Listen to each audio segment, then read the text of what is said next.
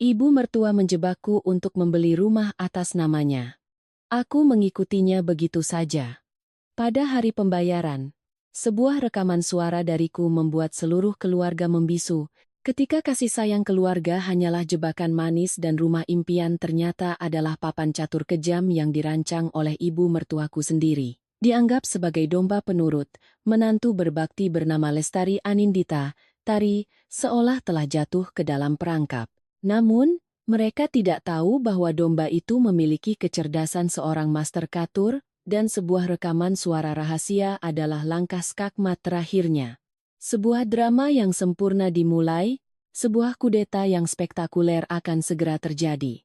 Akankah keadilan ditegakkan? Jangan lewatkan satu detail pun dalam akhir yang dramatis dari kisah ini. Makan malam hari Minggu di rumah 3 generasi kami, yang terletak di sebuah gang sempit dan berliku di kawasan Tebet, Jakarta, selalu dimulai dengan suara-suara yang akrab, suara denting piring dan sendok, suara televisi yang menyiarkan berita malam, dan suara celoteh Bima, putraku yang berusia 4 tahun, yang riang bercerita tentang kegiatannya di taman kanak-kanak. Ruangan itu hanya seluas sekitar 40 meter persegi untuk 5 orang. Perabotannya sudah tua tapi selalu dibersihkan dengan cermat, dan suasananya selalu diusahakan agar tetap hangat. Aku pernah mencintai atmosfer itu, sampai aku menyadari sesaknya napas yang tersembunyi di balik selubung kedamaian palsu. Hari itu, setelah membujuk Bima menghabiskan nasinya, suamiku, Baskara Wijoyo, Bas, tiba-tiba menghela napas. Dia memandang sekeliling ruang tamu yang kini menjadi ruang bermain darurat bagi Bima. Mainan berserakan di mana-mana. Sayang, katanya, menoleh ke arahku dengan nada resah. Rumah kita sekarang sempit sekali, ya? Bima semakin besar, tidak punya ruang pribadi untuk bermain, kurasa sudah saatnya kita mempertimbangkan untuk membeli rumah. Ucapan Bas seolah menyentuh keinginan terdalamku. Aku mendongak dan bertemu dengan tatapan penuh harapnya. Sudah lebih dari 5 tahun sejak kami menikah, kami selalu menabung untuk impian memiliki apartemen yang lebih luas. Tempat di mana Bima memiliki kamar sendiri, tempat aku memiliki sudut balkon kecil untuk menanam mawar, dan tempat Bas memiliki ruang tenang untuk bekerja. Aku mengangguk pelan, senyumku tak bisa menyembunyikan antusiasme. Aku juga berpikir begitu, Mas. Aku sudah riset selama beberapa bulan terakhir. Dengan total pendapatan kita hampir 30 juta sebulan, setelah dipotong pengeluaran dan memberi uang untuk bapak dan ibu, kita bisa menabung sekitar 12 juta setiap bulan. Ditambah tabungan kita yang sudah ada 500 juta rupiah, kita hanya perlu berusaha 1 tahun lagi untuk membayar uang muka 30% untuk apartemen seharga sekitar 1,5 miliar di daerah Serpong atau Bekasi. Aku bahkan sudah melihat beberapa paket KPR dengan bunga promo dari beberapa bank. Rencananya sangat realistis. Aku memaparkan rencanaku dengan jelas dan terstruktur, kebiasaan seorang analis keuangan. Bagiku, segalanya harus didasarkan pada angka dan logika. Bas mendengarkan, wajahnya langsung cerah. Dia menggenggam tanganku, suaranya penuh kekaguman. Istriku memang yang paling hebat. Kalau kamu yang menghitung, aku jadi tenang. Percakapan kami berlangsung alami, tetapi aku tidak menyadari bahwa itu telah masuk ke telinga orang ketiga di meja makan, ibu mertuaku, Bu Wati. Beliau diam-diam mendengarkan semuanya, sumpit di tangannya nyaris tak bergerak. Begitu aku selesai bicara, beliau perlahan meletakkan mangkuk nasinya, berdeham pelan. Sontak, seluruh keluarga terdiam, mata kami tertuju padanya. Bu Wati menatap kami dengan tatapan lembut yang sudah biasa. Tatapan yang selama bertahun-tahun keliru kuartikan sebagai cinta yang murni. Ibu dengar kalian bicara soal rumah, ibu senang sekali. Kalian sudah bisa berpikir jauh ke depan, bapak dan ibu jadi ikut bahagia. Punya rumah itu penting untuk masa depan. Beliau berhenti sejenak, lalu menghela napas sangat pelan. Helaan napas yang syarat pengalaman. Tapi, begini loh, nak. Ibu bicara jujur, ya. Perhitungan di atas kertas memang kelihatannya bagus, tapi hidup ini tidak selalu sesuai rencana. Gaji bulan ini mungkin 30 juta, tapi siapa yang tahu bulan depan bagaimana? Perusahaan sedang sulit, belum lagi kalau ada yang sakit, kebutuhan anak-anak, banyak sekali pengeluaran tak terduga yang datang tiba-tiba. Ibu sudah hidup hampir 60 tahun. Ibu tahu betul. Setiap kata yang diucapkannya lembut, penuh dengan nasihat orang yang lebih tua, tetapi terasa seperti sember air dingin yang disiramkan ke rencana antusiasku. Bas, yang selalu menganggap perkataan ibunya sebagai petunjuk hidup, mulai tampak termenung. Melihat putranya goyah, Bu Wati melanjutkan dengan nada penuh perhatian. Dan urusan pinjam uang ke bank sekarang itu rumit sekali. Kalian berdua masih muda, tidak punya aset untuk jaminan selain rumah yang akan dibeli. Bank akan sulit menyetujui, dan bunga KPR yang fluktuatif itu bisa-bisa bikin kalian tercekik nanti. Ibu rasa, ibu punya cara yang lebih baik untuk kalian.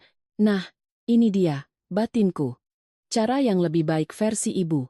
Beliau menatap sekeliling ruangan, seperti seorang jenderal yang akan mengumumkan keputusan penting. Bagaimana kalau begini saja, suaranya terdengar manis. Biar ibu yang atas nama untuk rumahnya, orang tua seperti ibu, punya gaji pensiunan, dan sedikit dikenal di lingkungan RT, RW. Bank akan lebih percaya, proses persetujuan pinjaman juga lebih mudah dan cepat. Ibu hanya membantu atas nama saja, anggap saja mengambil berkah dari orang tua agar rezeki kalian lancar.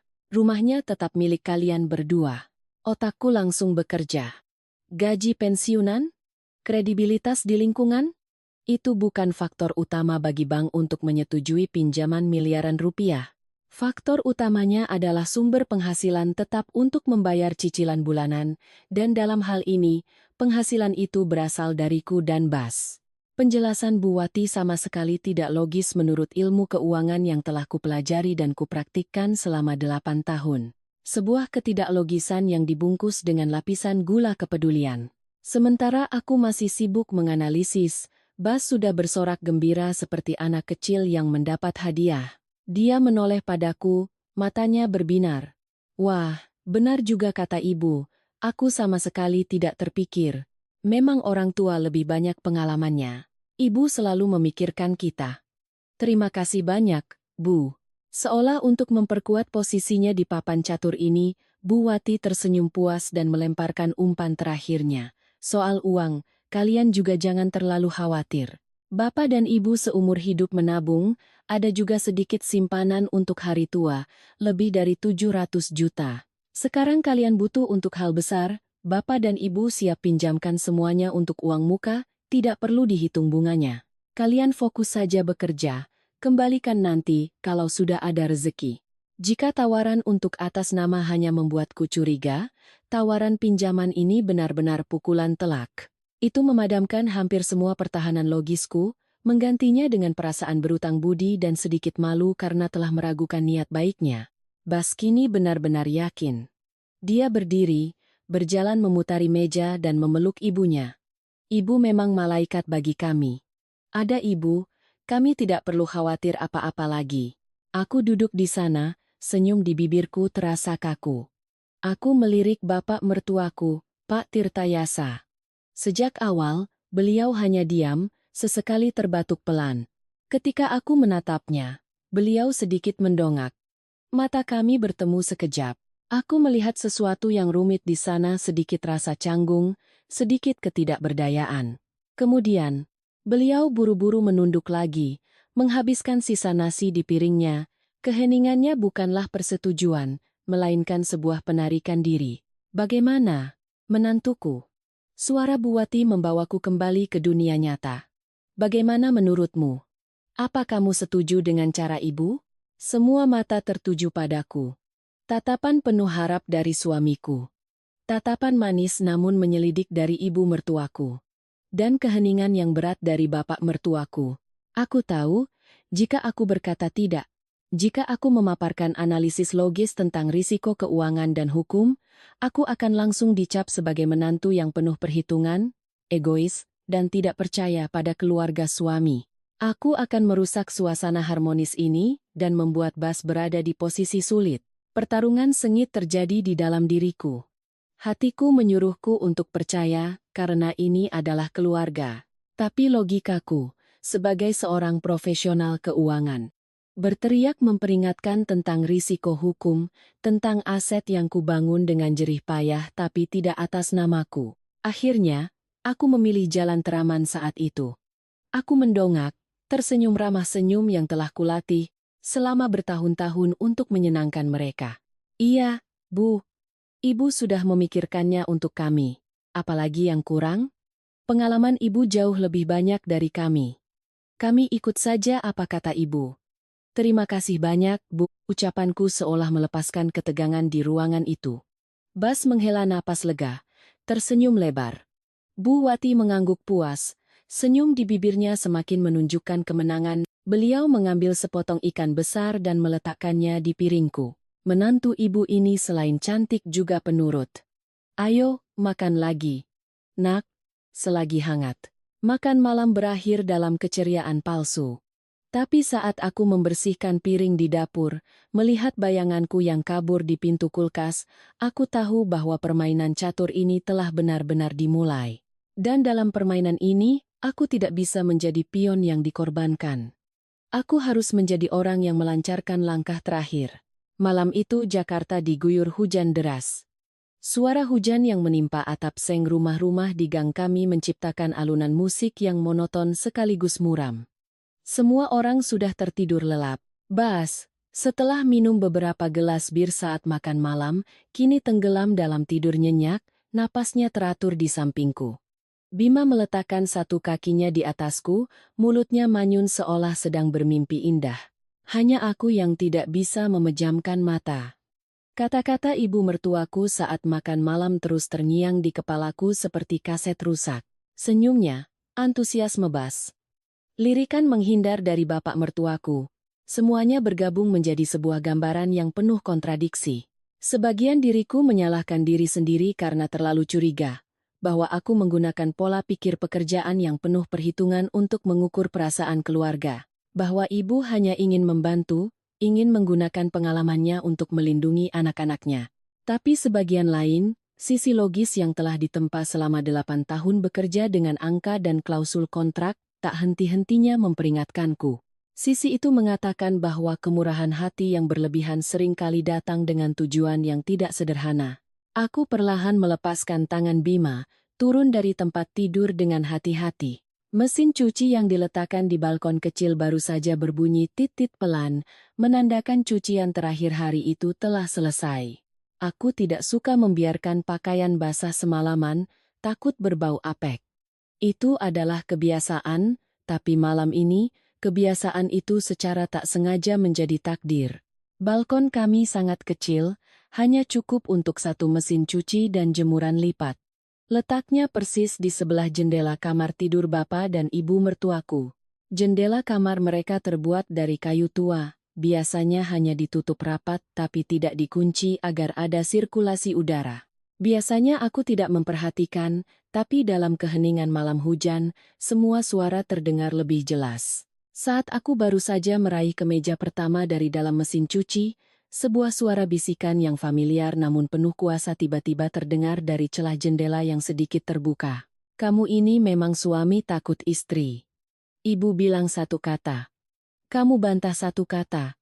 Kamu tidak lihat sikapnya tadi waktu makan malam? Itu suara Bu Wati. Tapi bukan dengan nada manis dan lembut seperti tadi malam. Suara ini tajam, diucapkan dari sela-sela gigi, penuh dengan amarah dan kontrol. Jantungku berdebar kencang. Aku berdiri mematung, tanganku masih menggenggam kemeja yang basah. "Bu, ibu bicara apa?" Suara Bas terdengar lemah dan sedikit kesal. Tari tidak menunjukkan sikap apa-apa. Aku lihat dia biasa saja. Biasa saja? Wajahnya kaku begitu kamu bilang biasa saja, Bu Wati membentak. Dia itu orang keuangan, liciknya bukan main. Kalau kita tidak waspada, kamu bisa dikendalikan olehnya. Kamu tidak lihat tadi dia menghitung gaji, tabungan, semuanya. Dia sudah menghitung semua bagiannya. Nah, kalau ibu tidak bertindak lebih dulu, rumah ini cepat atau lambat akan jadi milik keluarganya, bukan keluarga kita. Dadaku terasa sesak. Ternyata, keterus-teranganku di mata beliau adalah perhitungan dan kelicikan. Ternyata, di dalam hatinya, Aku selamanya hanyalah orang luar. Suara Bas terdengar ragu. Tapi, Bu, uang tabungan itu kan hasil kerja keras kami berdua. Kalau beli rumah, ya tentu saja milik bersama. Lagi pula, kalau atas nama ibu, rasanya kok aneh ya? Nanti kalau ada masalah surat-surat bagaimana? Masalah? Bu Wati tertawa sinis, tawa yang kering dan menakutkan. Masalahnya itu ada di kepalamu yang bodoh itu. Coba kamu pikir, uang yang dihasilkan Tari, setiap bulan dia harus patuh memberikannya ke sini untuk bayar cicilan bank. Rumahnya atas nama ibu. Dia bisa apa? Kalau dia tahu diri, nurut, ibu akan anggap dia seperti anak sendiri. Tapi kalau nanti dia berani macam-macam, melawan ibu, atau kalau kalian berdua ada masalah, beliau berhenti. Dan kalimat berikutnya seperti sebilah pisau yang menusuk jantungku, dingin dan kejam. Ya kita usir dia. Usir dia dari rumah dengan tangan kosong. Rumahnya tetap milik kita, milikmu, milik cucu ibu. Kamu paham? Ibu melakukan semua ini untuk siapa? Untuk keluarga kita, untuk Bima, cucu ibu. Hening. Keheningan yang pekat dan mengerikan. Aku menahan napas, menunggu perlawanan sengit dari suami yang kucintai. Aku berdoa dia akan berkata, ibu tidak boleh melakukan itu pada istriku. Itu tidak adil. Aku tidak akan pernah setuju. Tapi yang kudengar hanyalah helaan napas panjang dan berat dari Bas. Baiklah, Bu, aku mengerti. Ibu jangan marah lagi. Tapi apapun yang ibu lakukan, jangan sampai Tari tahu. Sebuah batu kering terdengar dari dalam kamar. Itu suara bapak mertuaku. Beliau ada di sana. Beliau mendengar semuanya, dan beliau tidak mengucapkan sepatah kata pun. Keheningannya adalah persetujuan diam-diam. Dunia seolah runtuh di bawah kakiku. Cinta, kepercayaan, dan apa yang kusebut keluarga yang telah kubangun selama 5 tahun hancur berkeping-keping. Pria yang kunikahi ternyata begitu lemah dan pengecut. Ibu mertua yang kuhormati ternyata begitu licik dan jahat. Seluruh keluarganya telah bersekongkol untuk menjebakku, menjadikanku keledai pekerja yang akan dibuang setelah tidak berguna lagi. Air mataku mengalir, tapi aku buru-buru membekap mulutku agar tidak mengeluarkan isak tangis. Rasa sakit yang luar biasa dengan cepat berlalu, digantikan oleh kesadaran yang dingin dan menakut. Aku tidak boleh menangis. Menangis sekarang tidak ada gunanya. Aku butuh bukti. Dengan gemetar, aku perlahan berjongkok di belakang mesin cuci, satu tangan masih membekap mulutku. Dengan tangan yang lain, aku gemetar mengeluarkan ponsel dari saku, layarnya menyala dalam gelap. Aku menggeser ibu jariku, mencari aplikasi perekam suara. Jantungku berdebar begitu kencang di dalam dada, aku takut mereka bisa mendengarnya. Aku mengambil napas dalam-dalam, menekan tombol merah. Ponsel itu diam-diam mulai merekam seluruh konspirasi kejam yang diucapkan dari kamar sebelah, tempat orang-orang yang pernah kusebut keluarga sedang asyik merencanakan cara untuk merampas hasil jerih payahku dan menendangku ke jalan. Aku duduk meringkuk di lantai balkon yang dingin, di antara derai hujan dan kata-kata berbisa. Percikan air hujan membasahi bahuku, tapi aku tidak merasa dingin lagi. Karena hatiku kini telah membeku. Menantu yang baik hati dan penurut, Lestari Anindita, telah mati di malam hujan ini. Aku hampir tidak tidur semalaman. Setelah kembali dari balkon, aku tidak meneteskan air mata lagi. Rasa sakit itu tidak hilang, ia hanya memadat, membeku menjadi bongkahan es di dadaku. Aku berbaring di sana dalam gelap, mendengarkan napas teratur Bas. Suami yang beberapa jam lalu masih kucintai dan kupercaya, kini di mataku hanyalah seorang kaki tangan yang lemah, seorang anak laki-laki besar yang tidak pernah dewasa, yang siap mengorbankan istrinya, hanya karena bujukan ibunya. Rekaman suara itu tersimpan sunyi di ponselku. Sebuah bom waktu yang berisi kebenaran yang telanjang dan kejam. Aku bisa saja memutarnya saat itu juga, melemparkannya ke wajah seluruh keluarga mereka untuk melihat bagaimana mereka akan menyangkal. Tapi lalu apa? Pertengkaran hebat, mereka akan menuduhku menguping dan memfitnah. Bas akan berada di tengah, dan akhirnya dia akan memilih ibunya. Pada akhirnya, yang akan terluka dan diusir tetaplah aku. Sebuah akhir yang terlalu sederhana dan bodoh. Tidak, Aku tidak bisa memilih cara itu. Logika seorang analis keuangan yang terbiasa bekerja dengan risiko dan strategi mulai bangkit, mengalahkan emosi sepenuhnya. Jika ini adalah investasi yang merugi, aku tidak akan panik dan menjual rugi. Aku akan dengan tenang mengevaluasi situasi, mengumpulkan lebih banyak data, dan mencari cara untuk memotong kerugian dengan cerdas, bahkan mungkin mengubah kerugian menjadi keuntungan. Permainan catur ini juga begitu. Mereka telah melancarkan langkah-langkah awal yang penuh perhitungan. Sekarang saatnya bagiku untuk mengatur ulang bidak caturku. Untuk menang, aku tidak boleh membiarkan mereka tahu bahwa aku telah membaca papan catur mereka. Sebaliknya, aku harus membuat mereka percaya bahwa pion korban ini telah sepenuhnya berada dalam genggaman mereka. Ketika sinar matahari pertama menyelinap melalui celah jendela, sebuah rencana telah terbentuk jelas di kepalaku. Sebuah drama yang sempurna, dan aku akan menjadi aktris utama, penulis naskah, sekaligus satu-satunya sutradara. Aku akan memainkan peran menantu yang patuh dan naif hingga ke tingkat kebodohan.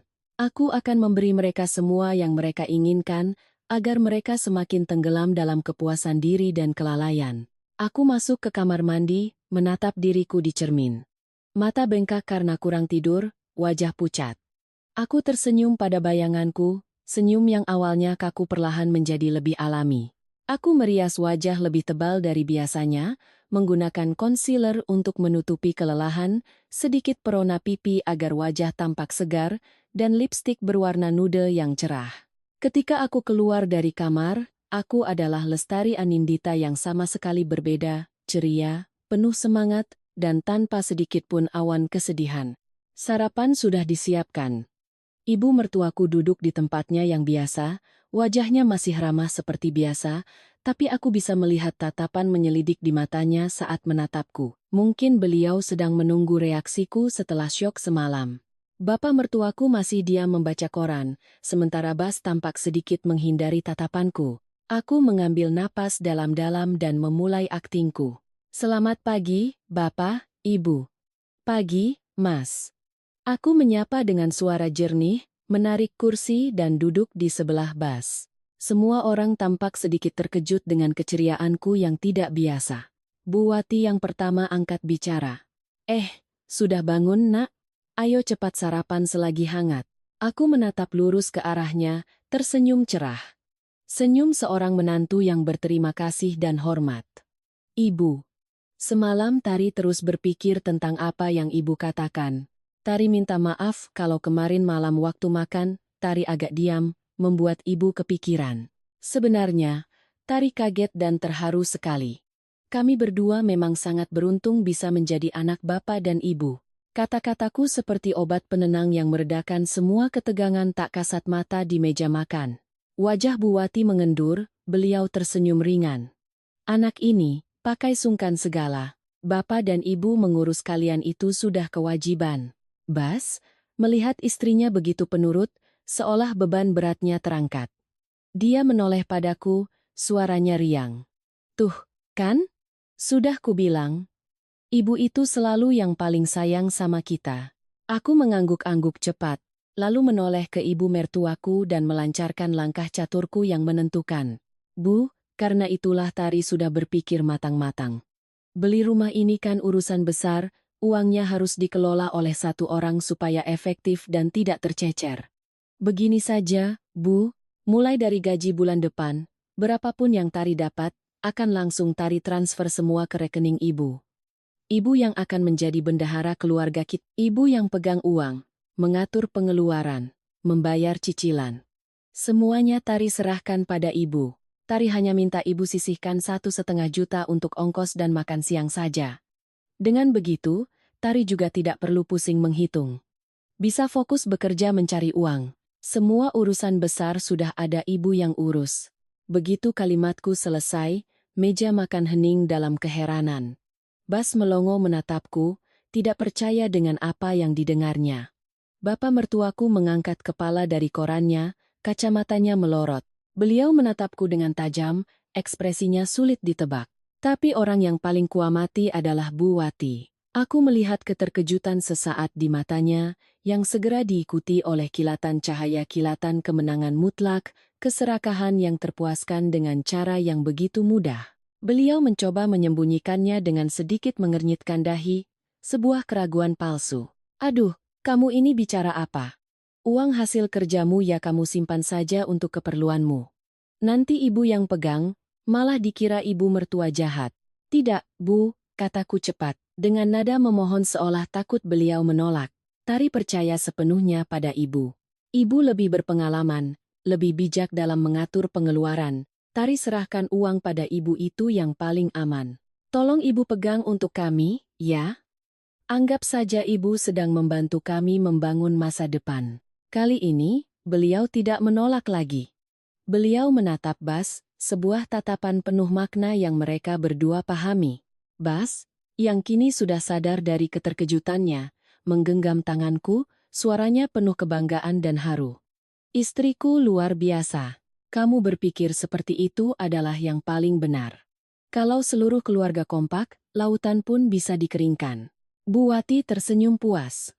Senyum seorang pemain catur yang baru saja melihat lawannya dengan sukarela menyerahkan ratu terkuatnya. Beliau mengangguk, suaranya penuh kelembutan. Baiklah. Kalau kalian sudah percaya pada ibu seperti itu, ibu akan menerima tanggung jawab ini. Tenang saja. Ibu akan mengatur semuanya agar kalian bisa punya rumah yang paling layak. Drama itu berakhir dengan sempurna. Domba penurut itu telah dengan sukarela masuk ke dalam kandang. Aku menunduk dan menghabiskan rotiku, menyembunyikan senyum dingin yang hampir merekah di bibirku. Mulai saat ini, setiap senyum, setiap kata iya, Bu dariku adalah bagian dari rencana. Mereka menginginkan menantu yang patuh, aku akan memberikannya. Hingga nanti ketika tirai terakhir ditutup, mereka akan menyadari bahwa drama ini bukanlah sebuah komedi, melainkan sebuah tragedi yang mereka ciptakan sendiri. 2 minggu setelah pagi yang menentukan itu, di mana aku dengan sukarela menyerahkan seluruh keuanganku. Ibu mertuaku bertindak dengan kecepatan yang bahkan membuatku terkejut. Beliau seolah menjadi manajer keuangan yang ulung, seorang komandan yang penuh semangat dalam kampanye pembelian rumah untuk anaknya. Beliau menelepon ke sana kemari, meminta pendapat dari kerabat jauh yang namanya belum pernah kudengar sebelumnya, dan dengan cepat menyusun daftar proyek-proyek apartemen yang potensial.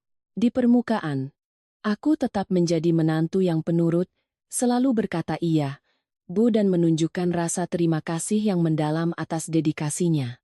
Akhir pekan ini kita sekeluarga pergi lihat-lihat apartemen, ya, umum Bu Wati saat makan malam hari Jumat, suaranya penuh semangat. Ibu sudah pilih beberapa tempat yang bagus. Harus dilihat langsung, kalau cocok di mata dan cocok feng shui-nya, baru kita putuskan. Bas langsung menyambut dengan antusias. Wah, bagus sekali Bu. Aku juga sudah tidak sabar. Akhirnya impian kami akan terwujud. Dia menoleh padaku dan mengedipkan mata penuh cinta sebuah kedipan yang kini hanya membuatku mual. Aku balas tersenyum, senyum lembut tanpa cacat. Iya Bu, pasti seru sekali lihat rumah baru. Tari juga ada lihat satu proyek di internet, desainnya modern, fasilitasnya lengkap, ada taman bermain luas juga untuk Bima. Bagaimana kalau besok kita ke sana dulu Bu? Aku menunjukkan gambar apartemen mewah di kawasan Cilandak di ponselku. Itu adalah unit sudut dengan 3 sisi terbuka, pemandangan kota, dan interior yang diiklankan secantik majalah. Dan yang terpenting detail yang sengaja kulewatkan saat menjelaskannya apartemen itu menghadap ke arah barat. Aku tahu pasti, bagi orang yang sangat percaya pada feng shui seperti Bu Wati, ini adalah hal yang tabu. Inilah batu yang kulemparkan untuk mengetes air. Bu Wati melihat-lihat foto itu sambil mengangguk-angguk. Kelihatannya bagus juga. Baiklah, besok kita ke sana dulu, baru ke tempat pilihan ibu. Beliau berkata begitu, tapi di matanya sudah ada sedikit nada meremehkan. Seolah-olah pilihan anak kemarin sore sepertiku tidak ada artinya. Keesokan paginya, kami berlima duduk di dalam sebuah taksi. Udara di dalam mobil terasa lebih pengap dari cuaca panas Jakarta. Bu Wati dan Bas tidak henti-hentinya membahas visi masa depan di rumah baru. Aku duduk diam. Tanganku menggenggam erat tangan Bima. dalam hati mengingatkan diri untuk tetap tenang. Drama ini akan memasuki babak yang menegangkan. Apartemen yang kupilih memang sangat indah. Saat kami masuk, sinar matahari pagi menerobos jendela-jendela besar, menerangi seluruh ruangan. Agen properti muda itu tanpa henti mempromosikan keunggulannya. Desain gaya Singapura, sistem keamanan 3 lapis, pemandangan panorama tanpa batas. Bima berlarian dengan gembira di setiap kamar, berteriak, "Kamar ini untuk Bima, ya. Nanti mobil-mobilan Bima, taruh di sini." Aku berpura-pura sangat terpesona. Wah, Bu, indah sekali. Tari paling suka balkonnya ini. Luas sekali. Kalau di sini ditaruh 1 set meja teh, malam-malam kita sekeluarga bisa santai di sini, pasti menyenangkan. Bas juga terpengaruh. Iya, sayang. Bagus sekali. Aku juga suka unit ini. Hanya Bu Wati yang diam. Beliau berjalan mengelilingi apartemen, bukan dengan tatapan menikmati, melainkan dengan tatapan seorang juri yang mencari-cari kesalahan. Beliau mengetuk-ngetuk dinding. Mencibir karena partisinya tipis. Beliau mengkritik lantai kayu yang warnanya terlalu terang, mudah kotor. Akhirnya, beliau berhenti di balkon, tempat yang paling kusukai. Beliau menyipitkan mata ke arah matahari, lalu berbalik dan menggelengkan kepala dengan tegas. "Tidak bisa," katanya singkat dan tajam. Aku berpura-pura bingung. "Loh, kenapa Bu? Kan bagus." "Bagus apanya?" Suaranya menjadi ketus. "Kamu tidak lihat mataharinya? Ini menghadap ke barat. Sore hari, panasnya langsung masuk ke rumah, bisa jadi oven, boros listrik untuk AC, tidak baik juga untuk kesehatan. Dalam Feng Shui, ini arah yang buruk, rezeki susah, keluarga tidak harmonis. Ibu sudah hidup hampir 60 tahun, pengalaman ibu banyak, tidak akan pernah pilih rumah menghadap ke arah ini. Ayo, kita pergi ke tempat lain." Semua promosi agen properti, semua antusiasme aku dan Bas, padam seketika oleh vonisnya. Bas, seperti biasa, langsung setuju dengan ibunya. "Oh, begitu ya, Bu. Aku tidak paham soal itu." "Benar juga kata ibu, sayang. Rumah hadap barat itu panas sekali, tidak baik. Kita dengar kata ibu saja, cari tempat lain." Aku menunjukkan kekecewaan. "Tari tidak tahu, Bu. Tari hanya lihat kelihatannya bagus." "Ya sudah, Tari ikut ibu saja."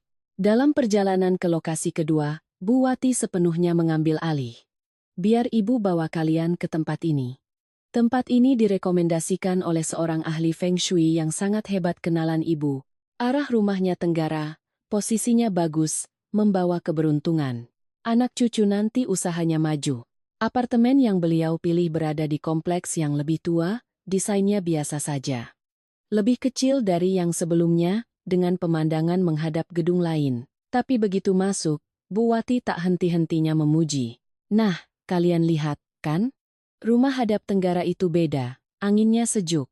Pintu utama tidak berhadapan dengan toilet, rezeki tidak akan hanyut. Dapur di sudut ini pas sekali posisinya, keluarga selalu harmonis." Beliau asyik menjelaskan tentang jalur-jalur Feng Shui tak kasat mata yang hanya beliau yang bisa lihat. Bas mengangguk-angguk kagum, sementara bapak mertuaku tetap diam 1000 bahasa. Inilah saat yang kutunggu. Aku perlahan mengeluarkan ponsel, berpura-pura memotret apartemen. "Bu, tolong tunjukkan lagi, Bu, mana yang sudut rezeki? Biar Tari foto untuk dipelajari, nanti jadi tahu cara menata perabotan yang benar." "Ini, loh." Bu Wati, tanpa curiga sedikit pun, menunjuk ke sebuah sudut kosong dengan bangga. "Sudut ini adalah sudut rezeki. Nanti harus diletakkan tanaman hias atau akuarium kecil untuk mengaktifkannya." Aku menekan tombol rekam video. Kameraku menangkap seluruh adegan itu. Ibu mertuaku berdiri di tengah ruangan, tangannya menunjuk ke sana kemari, dengan fasih memaksakan kehendaknya. Suamiku berdiri di sampingnya, mengangguk-angguk seperti murid kecil. Bapak mertuaku berdiri di sudut yang jauh, wajahnya tanpa ekspresi. Seluruh drama tentang keluarga harmonis yang memilih rumah impian terekam dengan sangat otentik. Video berdurasi hampir 5 menit itu merekam tidak hanya kata-kata, tapi juga aura otoriter Bu Wati dan kelemahan Bas. Setelah selesai menjelaskan, beliau menoleh padaku dan memberikan perintah terakhir. Sudah, Ibu pilih yang ini. Semuanya sempurna. Tidak perlu lihat-lihat tempat lain lagi, buang-buang waktu. Aku menyimpan ponselku, mendongak dan tersenyum 10 mungkin. Iya Bu, kalau Ibu sudah lihat dan cocok, pasti ini yang terbaik. Kami ikut saja pengaturan dari Ibu. Dalam perjalanan pulang, hatiku sama sekali tidak merasakan kebahagiaan akan punya rumah baru. Apartemen itu bukanlah rumah impianku. Itu hanyalah sebuah panggung, sebuah properti penting untuk babak akhir yang akan datang. Aku telah mendapatkan apa yang kubutuhkan. Permainan catur ini telah maju satu langkah, dan aku masih berjalan sesuai dengan rute yang telah kutentukan. Hari Rabu minggu berikutnya, ibu mertuaku melihat kalender dan menyatakan dengan yakin, hari ini adalah hari baik untuk menandatangani surat-surat dan transaksi properti. Maka, sekali lagi, kami sekeluarga naik taksi. Tujuannya adalah kantor agen properti yang memasarkan proyek yang telah dipilihnya. Suasana di rumah pagi itu terasa berbeda, lebih formal. Bu Wati mengenakan gamis sutra berwarna marun, lengkap dengan kalung mutiara yang katanya adalah pusaka keluarga untuk mendatangkan keberuntungan. Bas juga mengenakan kemeja dan celana bahan yang licin, wajahnya berseri-seri bangga sebagai seorang pria yang akan memiliki properti sendiri. Bahkan bapak mertuaku, Pak Tirtayasa, mengenakan kemeja yang lebih cerah dari biasanya. Hanya aku, dalam balutan blus kerja sederhana, yang berusaha menjaga penampilan tetap tenang, menyembunyikan badai yang bergejolak di dalam dada. Kantor agen properti itu berada di lantai 15 sebuah gedung perkantoran modern, sangat kontras dengan gang sempit dan lembab tempat kami tinggal. Lantai marmer yang mengkilap, dinding kaca, dan aroma kopi yang lembut menciptakan suasana profesional yang dingin. Justru suasana profesional itulah yang semakin menonjolkan drama tragikomedi keluarga yang akan kami pentaskan. Kami disambut oleh agen properti yang sama. Dia dengan ramah mempersilakan kami masuk ke sebuah ruang rapat kecil di mana setumpuk dokumen perjanjian pengikatan jual-beli, PPJB, sudah diletakkan rapi di atas meja. Permisi, Bapak, Ibu, saya sudah siapkan draft perjanjiannya sesuai dengan data dan ketentuan yang sudah kita sepakati. Silakan diperiksa sekali lagi sebelum ditandatangani. Dia mendorong tumpukan kertas itu ke arah kami. Seharusnya, yang memeriksa adalah aku dan Bas, tapi ibu mertuaku bergerak lebih cepat. Beliau mengenakan kacamata bacanya, dengan tenang menarik dokumen itu ke arahnya dengan sikap penuh kuasa, seolah-olah hanya dialah yang berhak memutuskan. Biar saya yang periksa, katanya. Anak-anak muda ini tidak mengerti klausa-klausa hukum. Aku duduk di samping Bas. Kedua tangan terlipat rapi di pangkuan, jantungku berdetak dengan tenang yang aneh. Inilah saatnya. Mataku pura-pura menatap keluar jendela, tapi sebenarnya melirik setiap baris di dokumen yang sedang dibaca ibu mertuaku. Dengan pengalamanku, aku tidak perlu membaca setiap kata untuk menangkap poin-poin krusial. Bagian 1. Para pihak. Pihak pertama, penjual. PT, Pembangunan Jaya. Pihak kedua, pembeli. Ibu Wati Sudarmo, nomor KTP, 370113XXXXXXXXX. Nama beliau tercetak tebal dan jelas. Namaku, Lestari Anindita. Orang yang akan membanting tulang membayar cicilan selama 15 tahun ke depan, sama sekali tidak ada di baris manapun dalam dokumen hukum ini. Bagian 3. Harga dan cara pembayaran. Total harga unit, Rp1.550.000. Uang tanda jadi. Booking fee. Uang muka 1. Rp200.000. Pihak kedua membayar kepada pihak pertama segera setelah penandatanganan perjanjian ini. 200 juta. Uang ini akan ditransfer dari rekening deposito ibu mertuaku. Tapi hanya sebulan kemudian, uang itu akan diganti dengan gaji bulananku, uang yang dengan sukarela kuserahkan padanya. Sebuah skenario arus kas yang sempurna. Bas yang duduk di sampingku sama sekali tidak memperhatikan detail itu. Dia hanya melihat total harga dan denah unit yang terlampir, wajahnya penuh kegembiraan. Dia merangkul bahuku dan berbisik. Sebentar lagi, sayang. Sebentar lagi kita punya rumah baru. Terima kasih banyak. Ya, ucapannya seperti jarum yang menusuk hatiku. Dia berterima kasih padaku, tapi secara hukum, yang akan memiliki rumah itu adalah ibunya. Dia sama sekali tidak menyadari ketidaklogisan itu. Setelah membaca sekilas, ibu mertuaku mendongak dan mengangguk pada agen itu. Baik, semua klausulnya sudah jelas. Kami setuju. Agen itu tersenyum, mendorong pulpen dan bantalan stempel ke arah Bu Wati. Baik, Bu. Silakan Ibu tanda tangan dan beri cap jempol di bagian yang sudah ditandai. Saat itu, seluruh ruangan seolah berhenti. Inilah goresan pena yang akan menentukan segalanya, yang akan menjadikanku pekerja tanpa upah untuk keluarga suamiku sendiri. Bu Wati tidak langsung mengambil pulpen. Beliau menoleh ke arah kami, tersenyum lembut dan penuh pengertian. Sudah, biar ibu saja yang tanda tangan untuk kalian, biar untung. Tanda tangan orang tua itu ada berkahnya. Biar nanti kalian usahanya lancar, keluarganya adem ayem. Sebuah kalimat yang manis sekaligus penuh pemaksaan spiritual. Beliau tidak hanya merampas asetku, beliau ingin aku percaya bahwa itu adalah sebuah anugerah. Bas merangkul bahuku lebih erat, suaranya terharu. Iya, Bu. Ibu yang tanda tangan paling bagus. Dan saat itulah aku beraksi. Aku perlahan mengangkat kepala menatap ibu mertuaku, mataku berkaca-kaca. Aku membayangkan malam-malam tanpa tidur mengerjakan proyek, makan siang terburu-buru, dan pengeluaran pribadi yang harus kupangkas demi menabung. Semua kepahitan itu, kuubah menjadi air mata haru. Ibu. Suaraku tercekat. Cukup keras untuk didengar semua orang di ruangan itu. Terima kasih banyak, Bu. Kami tidak tahu harus berkata apa lagi. Tari terharu sekali. Air mataku berhasil menjalankan misinya.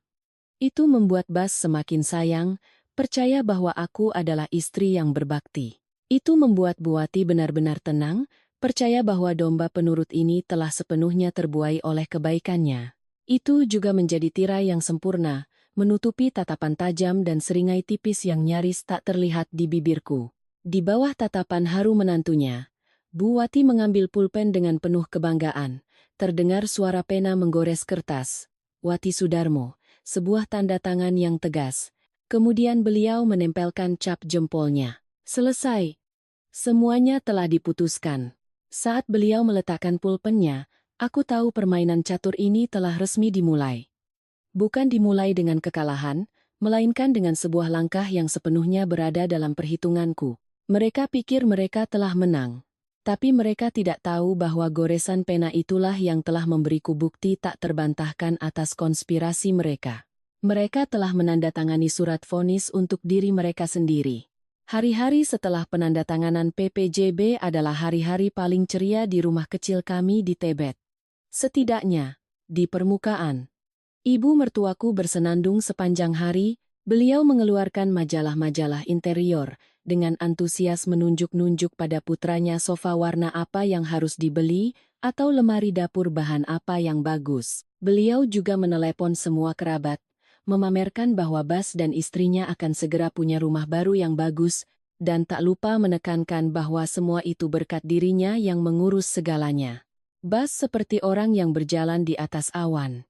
Dia terus-menerus berbicara tentang masa depan, bagaimana mendekorasi kamar Bima, atau membeli TV yang lebih besar untuk nonton bola bersama. Dia memperlakukanku jauh lebih manis, selalu berterima kasih atas pengertianku. Dia tidak tahu bahwa setiap kata bahagia, setiap rencana masa depan darinya dan ibunya, bagiku kini hanyalah suara kosong dan palsu. Aku tetap memainkan peranku dengan sangat baik. Aku ikut melihat majalah dengan ibu mertuaku, mengangguk-angguk memuji desain pilihannya. Aku ikut berdiskusi dengan suamiku tentang warna cat untuk kamar anak. Aku menunjukkan diriku sebagai menantu yang baik, istri yang pengertian, yang bahagia karena impian punya rumah akan terwujud.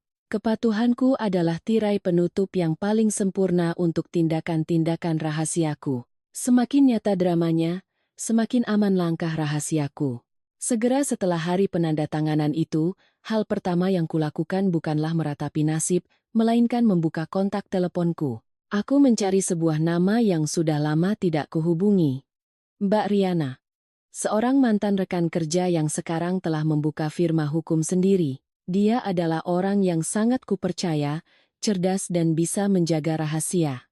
Aku izin keluar dengan alasan ada urusan mendadak dari kantor. Pertemuan kami berlangsung di sebuah kafe yang tenang. Aku tidak menangis atau mengeluh. Aku memaparkan seluruh cerita dengan jelas dan logis, seolah sedang melaporkan sebuah proyek. Aku menunjukkan salinan PPJB atas nama Bu Wati. Aku menceritakan tentang rekaman suara dan video yang telah kuambil. Mbak Riana mendengarkan, terdiam cukup lama. Tatapannya bercampur antara iba dan kagum. "Tari, kamu jauh lebih tenang dan cerdas dari yang kubayangkan," katanya. "Secara hukum, posisimu sangat lemah terkait apartemen itu. Perjanjiannya atas nama Bu Wati. Uang mukanya ditransfer dari rekeningnya. Nanti, meskipun kamu bisa membuktikan bahwa uang cicilan berasal dari gajimu, pertarungan hukumnya akan sangat sulit dan memakan waktu. Saranku saat ini adalah, jangan berdebat soal apartemen itu lagi. Anggap saja itu investasi yang gagal dan cari cara untuk memotong kerugian." Lalu dia menatapku lurus. "Kamu punya bukti penipuan dan niat jahat mereka. Kamu punya bukti manipulasi dari ibunya. Ini adalah senjata yang sangat kuat, tapi hanya boleh digunakan pada saat yang menentukan. Yang perlu kamu lakukan sekarang adalah menyiapkan jalan keluar yang aman dan legal untuk dirimu dan anakmu. Kamu harus punya aset yang sepenuhnya independen." Nasihat Mbak Riana mengkonfirmasi apa yang dikatakan oleh logikaku. Aku tidak bisa terjebak dalam perang memperebutkan apartemen itu. Aku harus membangun bentengku sendiri. Hal kedua yang kulakukan adalah menginventarisir seluruh senjata finansialku. Keluarga suamiku, termasuk Bas, hanya tahu tentang tabungan bersama 500 juta dan gajiku setiap bulan. Mereka sama sekali tidak tahu tentang portofolio investasi yang diam-diam telah kubangun sejak pertama kali bekerja. Itu adalah uang dari bonus-bonus proyek, dan uang pemberian orang tuaku sebelum menikah yang tidak kugabungkan ke dalam harta bersama. Semuanya telah kuinvestasikan di saham dan beberapa reksadana. Malam itu, setelah semua orang tertidur, aku mengunci kamar dan membuka laptopku, angka-angka menari di layar. Setelah 8 tahun menabung dan berinvestasi, total aset bersih di semua rekening atas nama Lestari Anindita adalah hampir 700 juta rupiah. Angka ini membuat dadaku dipenuhi rasa percaya diri yang kokoh. Ini bukan hanya uang, ini adalah kemandirian, kebebasan, dan tiket bagiku dan Bima untuk keluar dari lumpur ini. Aku mulai bertindak. Aku menghubungi agen properti lain, seseorang yang profesional dan bisa dipercaya yang kukenal melalui salah satu klienku. Aku menjelaskan kebutuhanku. Apartemen 2 kamar tidur, tidak perlu terlalu besar, tapi di area yang aman, akses transportasinya mudah untuk ke kantor dan dekat dengan sekolah yang bagus nantinya. Yang terpenting, legalitasnya harus jelas dan siap huni. Jam makan siangku tidak lagi diisi dengan makan terburu-buru di kantor. Aku izin dengan alasan bertemu klien atau survei pasar untuk diam-diam melihat-lihat apartemen, sendirian. Tanpa komentar tentang Feng Shui. Tanpa opini yang memaksakan. Aku memeriksa segalanya dengan mata seorang investor dan seorang ibu. Apakah dekat dengan halte bus? Berapa biaya layanan bulanannya? Apakah lingkungan penghuninya baik? Akhirnya, aku menemukan unit yang kusukai. Lebih kecil dari yang dipilih ibu mertuaku, hanya 65 meter persegi, tapi terletak di lantai 12 sebuah kompleks apartemen bagus di Pancoran, dekat dengan jalan tol dalam kota, sangat nyaman untuk bepergian. Balkonnya menghadap tenggara, mendapat sinar matahari pagi dan angin sejuk, dan yang membuatku langsung memutuskan, dari balkon itu, aku bisa melihat langit yang luas dan taman hijau kecil. Itu memberiku perasaan kebebasan. Hari Jumat minggu itu, aku memberitahu keluarga bahwa kantor mengadakan acara team building, dan aku mungkin akan pulang malam. Aku pergi ke kantor pengembang proyek apartemen pilihanku. Kali ini, tidak ada keluarga yang mendampingi, tidak ada senyum palsu atau air mata drama, hanya ada aku, Mbak Riana, dan perwakilan pengembang. Aku membaca setiap klausul dalam perjanjian dengan teliti. Semuanya jelas. Aku membubuhkan tanda tanganku di kolom pembeli. Lestari Anindita. Saat menuliskan namaku, tanganku sama sekali tidak gemetar. Itu adalah perasaan yang sangat kuat. Ini bukan goresan pena yang menentukan keterikatan, melainkan goresan pena yang menegaskan kemandirian. Aku menggunakan uang dari rekening investasiku untuk mentransfer uang muka sebesar 70 juta rupiah. Semua transaksi dilakukan atas namaku, legal dan transparan. Aku pergi dari sana dengan sebuah salinan perjanjian dan perasaan lega yang luar biasa. Dalam perjalanan pulang, aku mampir ke toko mainan dan membelikan Bima satu set Lego besar. Malam itu, saat aku tiba di rumah, ibu mertuaku masih dengan gembira bercerita bahwa dia telah menemukan toko gorden yang murah dan bagus. Aku tersenyum mendengarkan, mengangguk setuju. Di dalam tasku, tersimpan rapi di sebelah set Lego Bima, adalah sebuah perjanjian atas namaku. Sebuah rahasia, sebuah langkah catur yang telah selesai. Ia diam di sana, menunggu waktu yang tepat untuk membalikan seluruh papan catur. Sebulan berlalu sejak penandatanganan perjanjian yang menentukan itu. Di permukaan, keluargaku masih tampak seperti potret keluarga yang hangat. Tawa masih terdengar saat makan malam, dan cerita tentang apartemen baru masih menjadi topik utama. Tepat pada hari gajian, aku langsung mentransfer seluruh gajiku ke rekening ibu mertuaku, hanya menyisakan 1 juta seperti yang telah kujanjikan. Tindakanku yang tegas dan transparan semakin memperkuat keyakinan Bu Wati dan Bas bahwa semuanya berjalan sesuai rencana mereka. Namun, di bawah permukaan danau yang tenang itu, ombak besar sedang bergejolak. Setiap hari bagiku adalah seperti berjalan di atas tali. Siang hari di kantor, aku harus fokus penuh menyelesaikan pekerjaan, sambil mencuri waktu istirahat untuk berkomunikasi diam-diam dengan pengacaraku, dan menyelesaikan prosedur akhir untuk apartemenku sendiri. Malam hari di rumah, aku harus mengenakan topeng menantu yang baik, tersenyum manis, dan ikut dalam obrolan, tak berarti tentang sebuah rumah yang kutahu, tak akan pernah menjadi milikku. Ketegangan hidup dalam dua wajah ini membuatku semakin kurus. Seringkali aku hanya tidur beberapa jam, kepalaku dipenuhi rencana dan skenario yang mungkin terjadi. Aku harus menghitung setiap langkah, setiap kata, setiap ekspresi. Satu kesalahan kecil bisa meruntuhkan seluruh permainanku, dan badai itu pun mulai menunjukkan tanda-tanda pertamanya. Sesuai perjanjian, sebulan setelah uang muka, kami harus membayar termin pertama sebesar 30% dari harga apartemen, yaitu sekitar 450 juta rupiah. Dikurangi uang muka 200 juta yang telah dibayar, kami perlu menyetor sekitar 250 juta lagi. Inilah saatnya keluarga suamiku membutuhkan tabungan bersama 500 juta yang pernah kusebutkan. Sindiran Bu Wati awalnya hanya kata-kata ringan. Wah, waktu cepat sekali berlalu ya, katanya sambil memetik sayur. Baru kemarin rasanya lihat-lihat rumah, sekarang sudah mau jatuh tempo pembayaran lagi. Kita harus siapkan baik-baik, jangan sampai malu. Atau saat menonton iklan properti di TV, beliau akan menghela napas, beli rumah itu memang repot sekali. Sudah urus uang ini, harus urus uang itu lagi. Kasihan kalian berdua. Beliau tidak bicara langsung. Tapi setiap katanya seperti jarum kecil yang menusuk udara, mengingatkanku akan kewajibanku. Ketika sindiran tidak mempan, beliau mulai menggunakan bas. Dan suamiku, seperti yang kuduga, menjadi alat penekan yang paling efektif. Dia mulai memperhatikan pengeluaran kecilku. Suatu hari, melihatku membelikan Bima susu formula impor yang bagus, dia langsung mengernyit.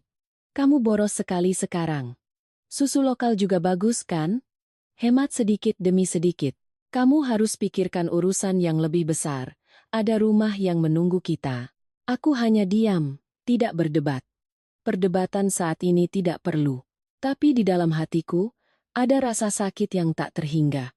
Dia bisa dengan mudah setuju dengan rencana menipu istrinya miliaran rupiah, tapi menghitung setiap kaleng susu untuk anaknya sendiri. Memasuki minggu ketiga, saat tenggat waktu pembayaran tinggal seminggu lagi, tekanan semakin meningkat. Ibu mertuaku tidak lagi menyindir. Beliau memanggilku dan Bas ke kamar setelah makan malam, wajahnya serius. Kalian berdua. Ibu mau bicara. Pihak developer baru saja telepon ibu, mengingatkan kalau hari Rabu depan itu jatuh tempo pembayaran. Buku tabungan bersama kalian di mana? Bawa ke sini, biar ibu ambil uangnya, digabung dengan uang ibu, lalu kita bayarkan. Bas menatapku, matanya mendesak. Aku tahu aku tidak bisa menunda lagi. Aku menghela napas, wajahku menunjukkan kecemasan dan rasa bersalah. Iya, Bu. Tari juga sudah cemas sekali beberapa hari ini. Begini, Bu. Dari 500 juta itu, ada satu deposito sebesar 300 juta yang baru jatuh tempo hari Jumat depan. Kalau dicairkan sekarang, kita kehilangan bunga hampir 10 juta. Sayang sekali, Bu. Bagaimana kalau Ibu dan Mas Bas beri Tari waktu beberapa hari lagi? Tunggu sampai hari Jumat, Tari cairkan, baru kita bayar sekaligus. Tari juga sudah telepon ke pihak developer minta kelonggaran, mereka setuju, Bu. Alasan yang kuberikan sangat masuk akal secara finansial. Kehilangan bunga 10 juta bukanlah jumlah yang kecil. Bu Wati, yang pada dasarnya sangat perhitungan, meskipun tidak sabar, tidak bisa membantah. Beliau menatapku tajam, lalu mendecakkan lidah. Ya sudah. Kalau begitu terpaksa menunggu. Tapi ingat, hari Jumat harus sudah ada uangnya. Jangan macam-macam. Aku berhasil membeli waktu seminggu lagi, seminggu yang sangat berharga. Tapi seminggu itu berlalu secepat kedipan mata. Selama 7 hari itu, suasana di rumah menjadi sangat berat. Setiap makan malam adalah sebuah siksaan. Ibu mertuaku tidak lagi tersenyum. Bas terus-menerus menghela napas. Mereka menatapku seolah aku adalah seorang debitur yang akan gagal bayar. Tepat pada hari Jumat pagi, saat aku belum sempat melangkah keluar untuk bekerja, Bu Wati sudah menghadangku. Hari ini depositonya jatuh tempo, ya. Nanti kamu kerja, langsung cairkan uangnya, sore pulang bawa ke ibu. Iya, Bu. Jawabku, lalu kembali memasang wajah sulit.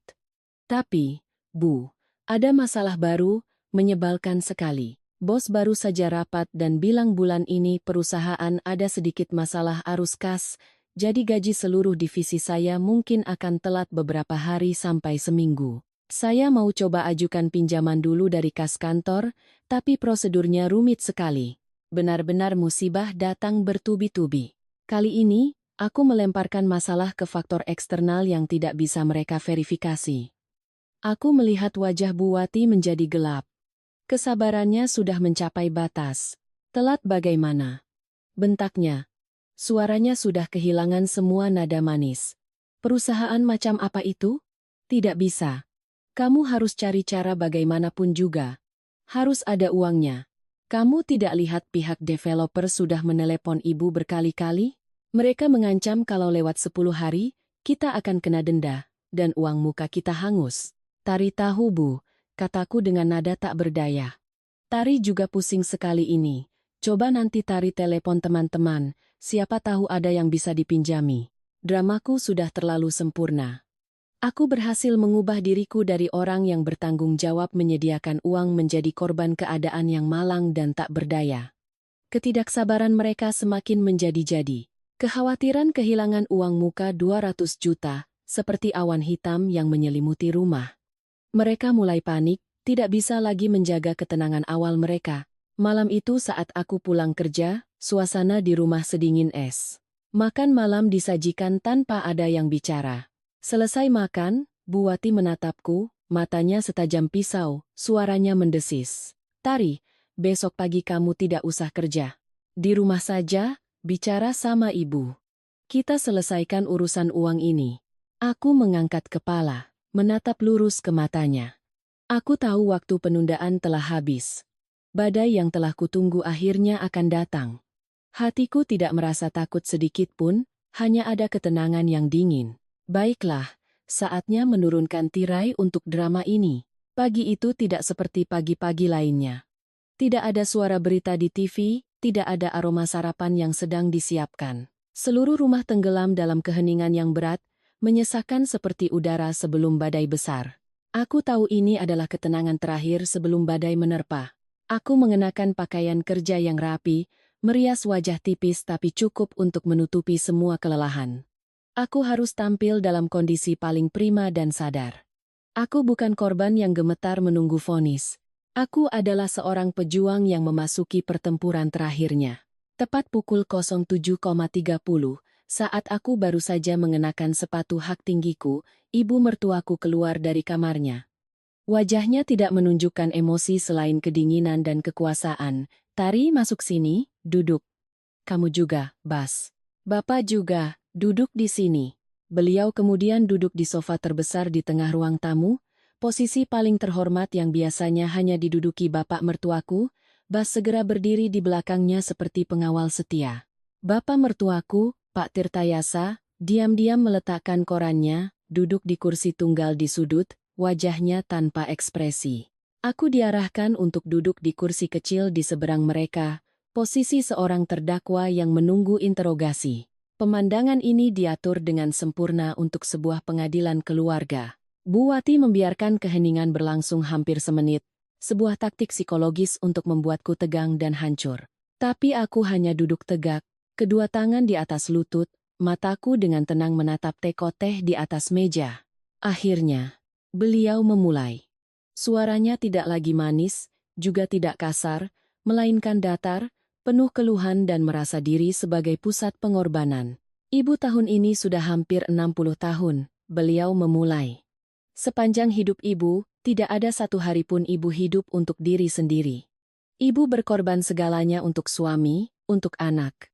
Ibu menabung setiap rupiah, makan tidak berani enak, pakai baju seadanya. Semua hanya agar Bas bisa sekolah dengan baik, punya masa depan yang layak. Beliau menatapku tajam. Saat dia menikah, ibu hanya berharap punya menantu yang rukun, menganggap ibu seperti ibu kandungnya, menganggap rumah ini seperti rumahnya sendiri. Apa ibu pernah berlaku tidak baik padamu? Apa ibu membiarkanmu menderita? Ibu sayang kamu, sayang cucu, makanya ibu korbankan segalanya, sampai tabungan hari tua ibu, untuk mengurus agar kalian punya rumah baru, biar tidak kalah dari orang lain. Beliau menghela napas panjang, seolah memikul semua beban dunia. Tapi bagaimana kamu memperlakukan ibu? Urusan uang sepenting ini, menyangkut harga diri keluarga, tapi kamu terus-menerus ingkar janji. Apa kamu anggap perkataan ibu ini penting? Apa kamu anggap rumah ini rumahmu? Atau kamu pikir ibu sudah tua, sudah pikun, jadi kamu bisa bicara seenaknya? Pidato tentang jasa dan pengorbanan itu berakhir. Beliau menatapku lekat-lekat, lalu memberikan ultimatum, suaranya mengeras. Ibu tidak mau tahu alasan apapun lagi. Ibu tidak mau dengar penjelasanmu. Hari ini juga, dengan cara apapun, kamu harus siapkan 250 juta itu, serahkan ke ibu biar ibu bayarkan. Kalau tidak, jangan salahkan ibu. Seluruh ruangan hening, menunggu reaksiku. Mereka menunggu aku menangis, memohon, atau panik berjanji. Bas menatapku dengan tatapan marah dan mendesak. Pak Tirtayasa masih menatap keluar jendela, tapi aku tahu telinganya mendengarkan dengan saksama. Aku membiarkan mereka menunggu. Lalu, perlahan aku mengangkat kepala. Ekspresi bingung, cemas, dan bersalah yang kupakai selama sebulan terakhir menghilang, digantikan oleh ketenangan yang dingin. Aku menatap lurus ke mata ibu mertuaku, dan untuk pertama kalinya dalam 5 tahun, aku sama sekali tidak gentar. Sudut bibirku bahkan sedikit terangkat menjadi senyum tipis. Senyum yang bukan berisi kebahagiaan, melainkan ironi yang mendalam.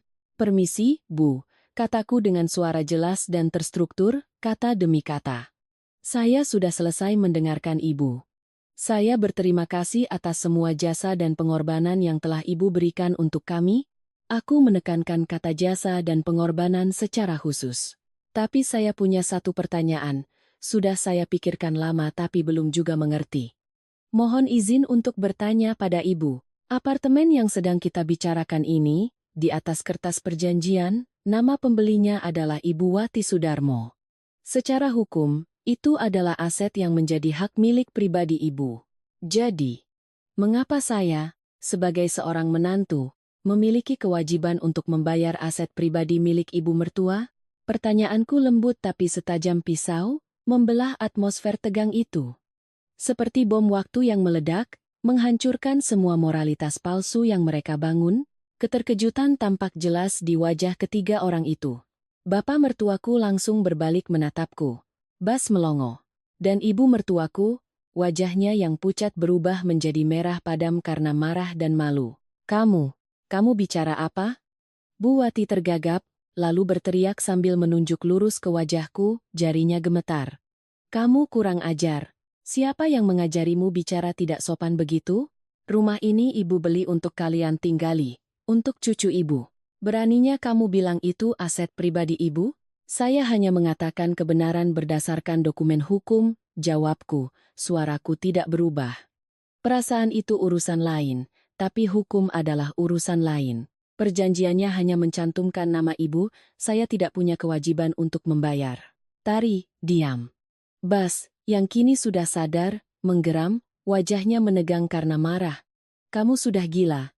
Beraninya kamu bicara begitu pada ibu? Cepat minta maaf. Aku tidak salah. Kenapa harus minta maaf? Aku menoleh, menatap lurus ke mata suamiku. Kamu suamiku, tapi kamu tidak pernah sekalipun membelaku. Kamu menuruti ibumu, setuju dengan rencana untuk menipu istrimu sendiri. Kamu punya hak apa menyuruhku minta maaf? Ketenangan dan logikaku justru menyiram bensin ke dalam api. Bagi Bas, itu adalah sebuah tantangan, sebuah penghinaan. Dia tidak bisa menang melawanku dengan argumen, dan ketika seorang pria kalah argumen, dia akan menggunakan kekerasan. Hukum? Kamu berani bicara hukum sama ibu dan aku? Kamu itu siapa di rumah ini? Dia menggeretakkan giginya, matanya melotot. Biar kuajari kamu sopan santun. Sambil berkata begitu, Bas melangkah maju ke arahku. Tangannya terangkat tinggi. Aku melihat tangannya akan mendarat di wajahku. Aku melihat kepuasan di mata ibu mertuaku. Aku melihat bapak mertuaku memalingkan muka. Tapi aku tidak takut. Aku telah menunggu saat ini.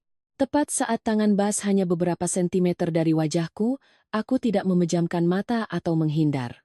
Aku hanya mengucapkan satu kata dengan dingin, berhenti. Bersamaan dengan itu, aku mengangkat ponsel yang sudah kugenggam. Ibu jariku sudah siaga di tombol play.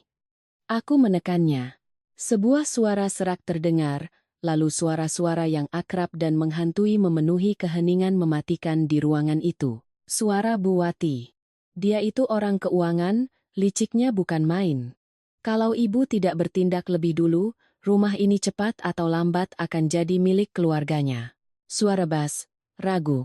Tapi, Bu, uang tabungan itu kan hasil kerja keras kami berdua. Suara Bu Wati, tajam. Ya kita usir dia. Usir dia dari rumah dengan tangan kosong. Rumahnya tetap milik kita, milikmu, milik cucu ibu. Kamu paham? Dan akhirnya, suara Bas, lemah dan pasrah. Baiklah, Bu, aku mengerti. Ibu jangan marah lagi. Rekaman suara yang penuh dosa itu terus bergema. Tangan Bas membeku di udara. Kaku seperti patung. Wajah ibu mertuaku berubah dari merah menjadi pucat pasi, lalu kelabu. Bapak mertuaku membeku di kursinya. Drama ini telah benar-benar berakhir. Dan sorotan lampu panggung kali ini menyorot wajah asli mereka semua. Suara rekaman yang serak itu terus bergema, menusuk keheningan pekat di dalam ruangan. Setiap kata, setiap rencana telanjang mereka, terungkap ke cahaya dengan cara yang tak terbantahkan. Rekaman itu berakhir, mengembalikan keheningan yang bahkan lebih menakutkan. Tangan Bas yang terangkat perlahan turun, bukan karena keinginannya, tetapi karena seluruh tenaga di tubuhnya seolah terkuras habis. Dia menatapku, lalu menatap ibunya, matanya panik dan bingung seperti anak kecil yang tertangkap basah. Ibu mertuaku, Bu Wati. Wanita kuat dan licik tadi. Kini terkulai di sofa. Kedua tangannya mencengkeram erat sandaran kursi. Wajahnya kelabu tanpa setetes darah pun. Beliau membuka mulut untuk mengatakan sesuatu, tetapi tidak ada suara yang keluar. Orang yang bereaksi paling jelas justru bapak mertuaku. Pak Tirtayasa. Pria yang selalu diam. Kini menundukkan kepalanya dalam-dalam. Bahunya bergetar hebat, aku tidak tahu apakah beliau menangis atau gemetar karena malu. Aku dengan tenang mematikan rekaman itu dan menyimpan ponselku. Aku berdiri tegak. Dari posisi seorang terdakwa, kini aku telah menjadi hakim. Aku menatap ketiga orang yang pernah menjadi keluargaku, lalu berbicara dengan tenang namun tegas. Sekarang, giliran saya yang bicara. Saya yakin kalian semua sudah mengerti mengapa saya tidak bisa memberikan uang itu, bukan? Aku tidak menunggu jawaban mereka. Saya tahu drama ini tidak baru dimulai hari ini. Ini dimulai sejak makan malam sebulan yang lalu, saat ibu memberikan tawaran manis untuk atas nama rumah itu. Dan saya juga tahu peran saya dalam drama itu. Sebagai keledai, sebagai mesin pencari uang, yang akan ditendang keluar setelah tidak berguna lagi. Aku berhenti sejenak, lalu mengeluarkan kartu trufku. Tapi mungkin ada satu hal yang ibu dan Mas Bas tidak tahu. Saat kalian berdua bersukacita karena merasa berhasil menipu seekor domba naif, saya telah menggunakan seluruh tabungan dan aset pribadi saya sebelum menikah untuk membeli apartemen lain. Sebuah apartemen di Pancoran, lebih kecil sedikit, tapi atas nama satu orang saja. Lestari Anindita. Semua prosedur sudah selesai. Besok, saya akan serah terima kunci. Berita ini seperti petir kedua yang menyambar mereka. Bu Wati mendongak menatapku, matanya penuh kengerian dan ketidakpercayaan. Kamu bohong. Dari mana kamu dapat uang? Uang? Aku tertawa sinis. Ibu dan Mas Bas pikir gaji bulanan yang saya berikan pada ibu adalah semua yang saya punya?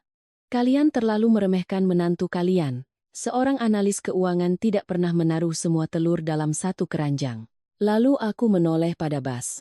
Tatapanku tidak lagi marah. Hanya ada kekecewaan dan rasa kasihan yang mendalam.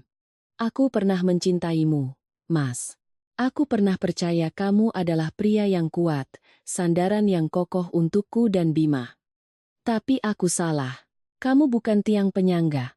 Kamu hanya bayang-bayang ibumu. Kamu lemah dan pengecut sampai tega bersekongkol dengan ibumu sendiri untuk menipu istrimu. Kamu tahu apa yang paling menyakitkan? Bukan konspirasi ibumu, tapi persetujuan diam-diam darimu di rekaman itu. Tangan yang baru saja kamu angkat itu, bukan hanya akan memukulku, tapi telah menghancurkan seluruh cinta dan rasa hormat terakhir yang kusimpan untukmu. Aku tidak memberinya kesempatan untuk membela diri. Aku beralih menatap Bu Wati, tatapanku menjadi dingin. Ibu, saya pernah dengan tulus menghormati ibu. Menganggap ibu seperti ibu kandung saya. Saya berusaha melakukan segalanya untuk menjadi menantu yang baik di mata ibu, tapi ibu telah memberiku pelajaran paling berharga dalam hidup bahwa di balik kata-kata termanis, bisa tersembunyi niat paling kejam. Ibu tidak menginginkan seorang menantu, ibu hanya menginginkan alat untuk melayani keegoisan dan keserakahan ibu. Ibu berhasil mengubah anak ibu menjadi boneka, tapi ibu telah kalah. Ibu kalah dalam permainan catur ini karena ibu telah kehilangan kehormatan dan martabat seorang ibu.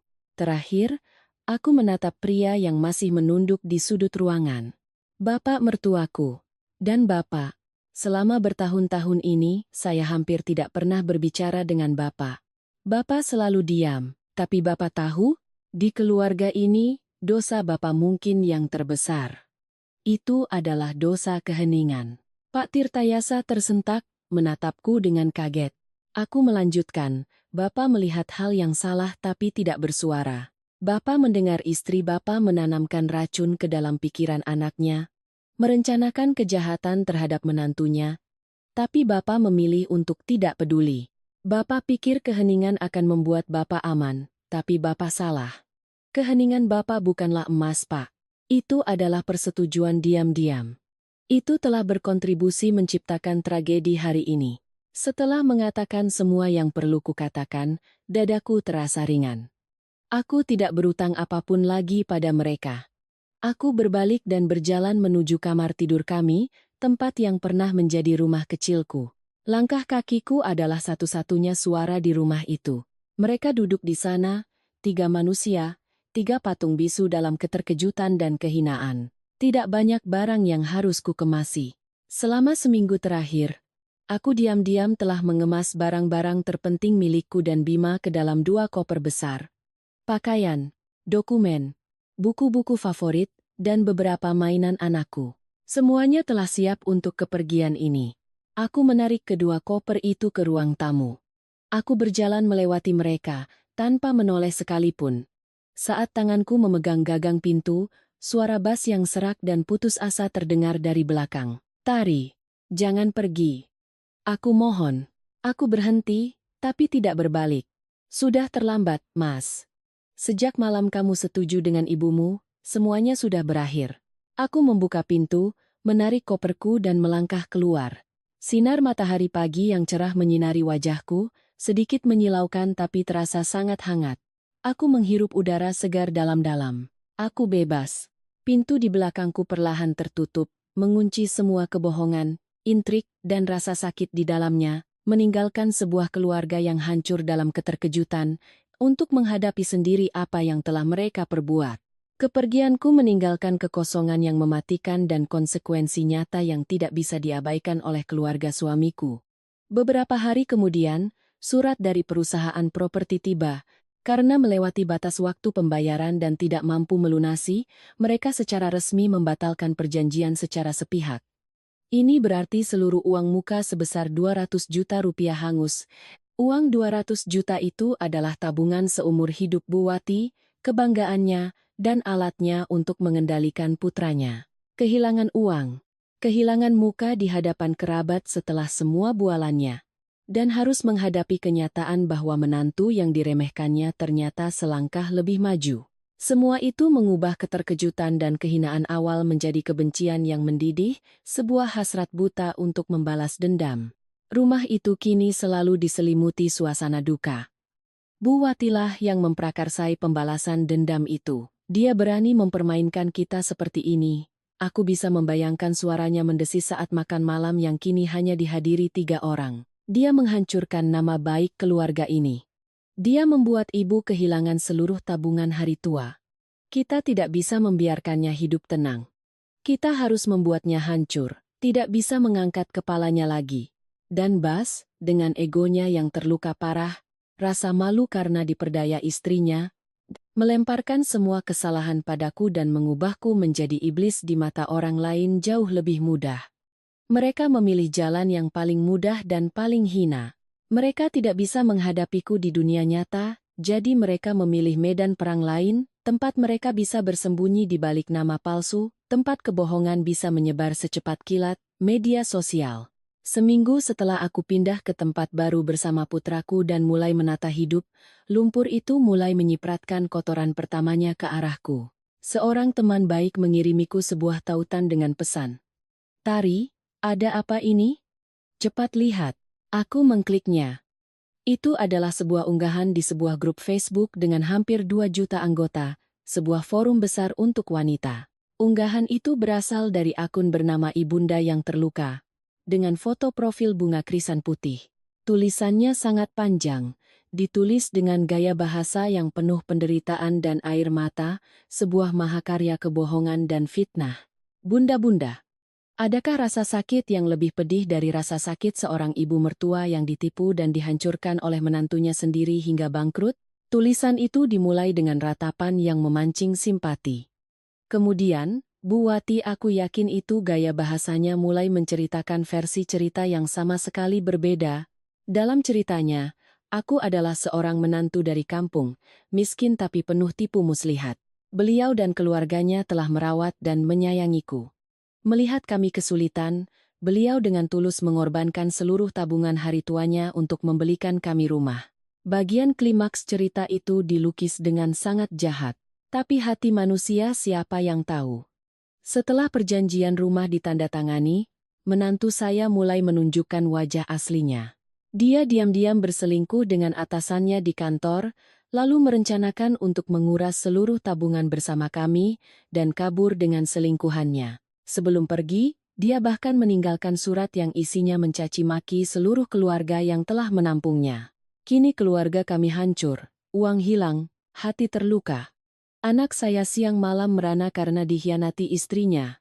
Unggahan itu juga melampirkan beberapa fotoku yang diambil diam-diam, foto-foto saat aku tertawa di acara kantor yang diberi keterangan jahat sebagai foto bersama selingkuhan. Jantungku terasa diremas saat membaca tulisan itu.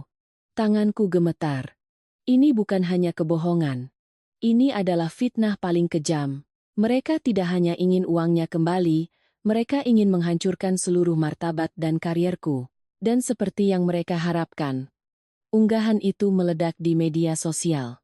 Dengan seni bercerita yang menyentuh psikologi massa, kisah tentang menantu durhaka, selingkuh, dan penipu itu dengan cepat menarik ribuan interaksi. Di bawahnya, ratusan, bahkan ribuan komentar menghujat dan mengutukku dengan kata-kata paling keji. Mereka menyebutku ular berbisa, manusia tidak punya hati. Beberapa akun palsu lain yang kuyakini milik Bas terus menambah bumbu, memberikan detail-detail rekaan tentang bagaimana aku hidup boros dan tidak menghormati mertua. Mimpi buruk itu tidak berhenti di situ. Beberapa orang yang terlalu fanatik berhasil menemukan akun media sosial asliku. Mereka menyerbu dengan hujatan dan pesan-pesan ancaman. Mereka bahkan menemukan situs web perusahaanku, meninggalkan ulasan bintang 1 dengan komentar yang mencemarkan nama baik, menuntut perusahaan memecat karyawan dengan moral bejat. Teleponku berdering terus-menerus. Rekan kerja mulai menatapku dengan aneh. Atasanku memanggilku ke ruangannya. Meskipun beliau percaya padaku, beliau khawatir tentang dampak kasus ini pada reputasi perusahaan. Lumpur yang mereka ciptakan benar-benar efektif. Mereka berhasil mengisolasiku dan memojokkanku. Awalnya, aku merasa panik dan ingin menyerah. Aku ingin berteriak di media sosial untuk membela diri. Tapi kemudian, gambaran ketenanganku saat konfrontasi tempo hari membantuku menenangkan diri. Tidak, aku tidak bisa bertindak gegabah. Itulah yang mereka inginkan. Hal pertama yang kulakukan adalah menonaktifkan sementara semua akun media sosialku. Hal kedua, aku menelepon Mbak Riana, pengacaraku. Aku sudah duga mereka akan melakukan ini. Suara Mbak Riana di seberang sana tetap tenang. Ini cara balas dendam yang biasa dilakukan oleh orang-orang yang lemah secara argumen. Tari, dengarkan aku baik-baik. Jangan sekali-kali menulis apapun di internet. Jangan berdebat. Jangan menjelaskan. Semakin kamu bicara, semakin banyak bahan bagi mereka untuk memfitnah. Tugasmu sekarang hanya satu, kumpulkan bukti.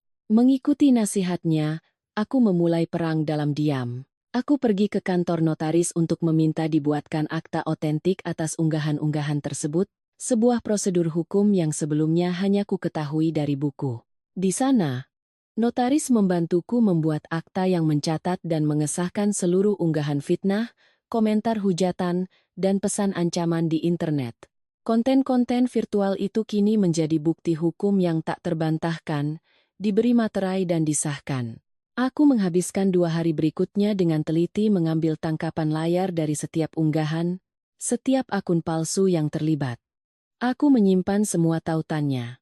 Semakin banyak bukti yang kukumpulkan, semakin berkurang rasa sakitku, digantikan oleh tekad yang membaja. Sementara itu, di seberang sana, Bu Wati dan Bas pasti sedang bersukacita. Mereka pikir mereka sedang menenggelamkanku ke dalam lumpur ciptaan mereka. Mereka tidak tahu bahwa justru merekalah yang semakin terperosok.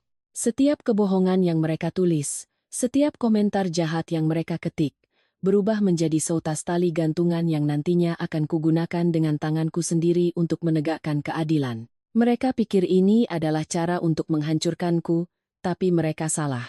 Ini adalah langkah terakhir mereka yang paling keliru dan paling bodoh. 6 bulan kemudian, pertempuranku memasuki babak akhir. 6 bulan adalah waktu yang cukup bagiku dan Bima untuk menstabilkan kehidupan baru kami. Apartemen kecil yang nyaman di Pancoran telah benar-benar menjadi rumah yang damai, tanpa kebohongan dan intrik yang menyesakkan. Aku bekerja keras, mengambil proyek sampingan untuk menutupi kerugian dan biaya hukum. Bima juga sudah terbiasa dengan sekolah barunya, bahkan lebih ceria dan aktif. Selama 6 bulan itu, pengadilan telah beberapa kali memanggil kami untuk mediasi, tapi semuanya gagal. Dalam sesi mediasi, Bu Wati dan Bas sama sekali tidak menunjukkan penyesalan. Mereka tetap mempertahankan narasi sebagai korban, bahwa akulah yang menjebak mereka. Mereka hanya setuju bercerai dengan syarat aku harus mengembalikan setengah dari harga apartemenku dan menarik gugatan pencemaran nama baik. Tentu saja aku menolak. Kekeras-kepalaan mereka hanya memperkuat tekadku untuk berjuang sampai akhir. Dan hari persidangan pun tiba. Aku melangkah ke ruang sidang Pengadilan Negeri Jakarta Selatan, tanpa rasa takut sedikit pun. Di sampingku adalah Mbak Riana, pengacara yang tangguh. Kami sudah sangat siap untuk hari ini. Di seberang, Bu Wati dan Bas duduk membungkuk, wajah mereka penuh kecemasan. Aura percaya diri mereka saat mediasi telah lenyap. Bapak mertuaku, Pak Tirtayasa, duduk di barisan pertama pengunjung, punggungnya melengkung, wajahnya dipenuhi guratan penyesalan. Sidang dimulai. Setelah formalitas, majelis hakim memulai pemeriksaan. Pihak Bu Wati dan Bas masih mengulangi cerita rekaan mereka. Tapi argumen kosong mereka dengan cepat menjadi tidak berharga saat Mbak Riana mulai memaparkan bukti-buktinya. Yang mulia majelis hakim, Mbak Riana berdiri, suaranya mantap. Kami mohon izin untuk memaparkan bukti-bukti guna memperjelas duduk perkara yang sebenarnya. Bukti pertama yang diajukan adalah rekaman suara yang menentukan itu. Mbak Riana meminta izin untuk memutarnya. Ketika suara tajam Bu Wati bergema, "Datia, kita usir dia. Usir dia dari rumah dengan tangan kosong. Rumahnya tetap milik kita." Seluruh ruang sidang hening. Aku melihat salah satu hakim anggota menggelengkan kepala. Ibu mertuaku menunduk dalam-dalam. Selanjutnya, Mbak Riana memutar video yang kurekam saat melihat apartemen. Video itu dengan jelas menunjukkan sikap otoriter Bu Wati, memaksakan pilihannya dengan dalih Feng Shui. Itu adalah bukti kuat bahwa aku tidak punya suara dalam memilih rumah kami. Yang mulia, lanjut Mbak Riana, dua bukti ini sudah cukup untuk menunjukkan bahwa sejak awal Ibu Wati dan Saudara Baskara telah berniat jahat untuk memanfaatkan klien saya. Mereka ingin menggunakan uang dan tenaga klien saya untuk membeli aset yang sengaja diatasnamakan Ibu Wati dengan tujuan untuk menguasainya.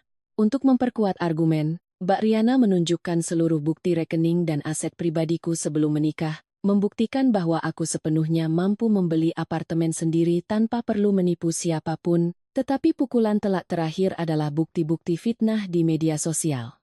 Mbak Riana meletakkan setumpuk berkas tebal di hadapan majelis hakim.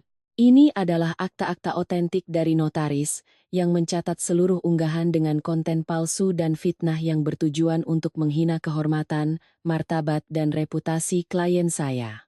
Unggahan-unggahan ini mungkin berasal dari akun palsu, tapi kami memiliki dasar yang kuat untuk meyakini bahwa pelakunya adalah Ibu Wati dan Saudara Baskara. Beliau membacakan beberapa kutipan dari surat terbuka itu, termasuk komentar-komentar keji yang menuduhku berselingkuh dan menipu. Setiap kata yang dibacakan seperti tamparan di wajah Bu Wati dan Bas di muka umum. Bu Wati mulai menangis, berulang kali mengatakan, "Saya difitnah. Saya tidak tahu apa-apa." Bas tergagap, tidak bisa menjawab satupun pertanyaan hakim dengan jelas. Momen puncaknya adalah ketika hakim memanggil Pak Tirtayasa sebagai saksi. Hakim ketua menatapnya lurus dan bertanya satu hal. "Saudara saksi, pada malam percakapan dalam rekaman itu terjadi. Apakah Anda ada di sana dan mendengar percakapan tersebut?" Seluruh ruangan menahan napas. Bu Wati dan Bas menatapnya dengan tatapan memohon. Pak Tirtayasa berdiri di sana, tubuhnya bergetar.